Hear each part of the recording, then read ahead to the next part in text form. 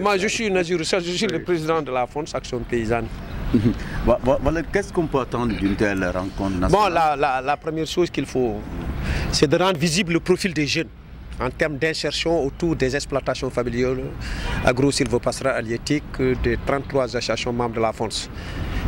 Le premier résultat qu'on cherche, c'est de créer des conditions pour qu'il y ait une solidarité, des échanges pratiques entre les jeunes qui sont insérés déjà autour de leurs activités.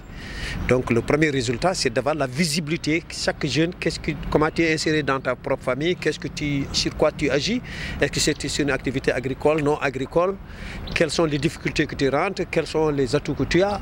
C'est un des premiers résultats. Le deuxième résultat, c'est d'asseoir une stratégie de les accompagner dans le cadre de l'emploi et de l'employabilité, de l'emploi particulièrement, parce qu'on sait que dans toutes les exploitations familiales, les jeunes essayent, sont en train d'être insérés. Nous, on ne travaille pas sur la création de l'emploi, c'est des jeunes qui sont insérés, à qui on essaie d'aider à arriver à la finalité de leur rêve au sein de ces familles rurales. Mais l'entreprise agricole, quand même, c'est une réalité, même si vous attendez de l'appui de la part de l'État et des... Oui, non, l'appui globalement, oui. Parce que moi, j'ai discuté tout de suite avec 12 jeunes dans la matinée. J'ai trouvé quoi? C'est des jeunes qui s'investissent sur l'agriculture, sur l'élevage, sur des activités non agricoles, par exemple, qui sont dans tout ce qui est communication, mais tout ça en milieu rural.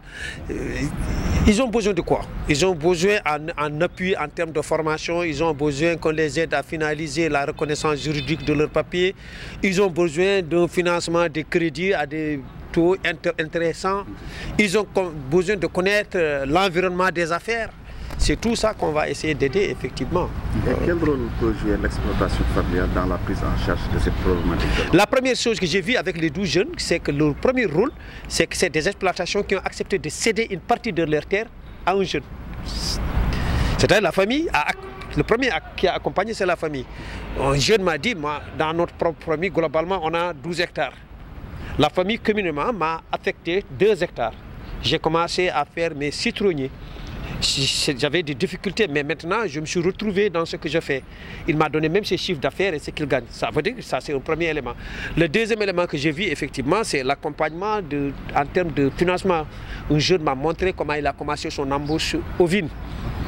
Il a été financé par les membres de sa famille qui sont des fonctionnaires, mais qui ont réuni un cumul X, montant X, pour l'amener à démarrer son activité. Aujourd'hui, cette activité devait florissante. Ça, c'est l'exploitation familiale. Le troisième élément des jeunes que j'ai vu en même temps, c'est en termes de formation.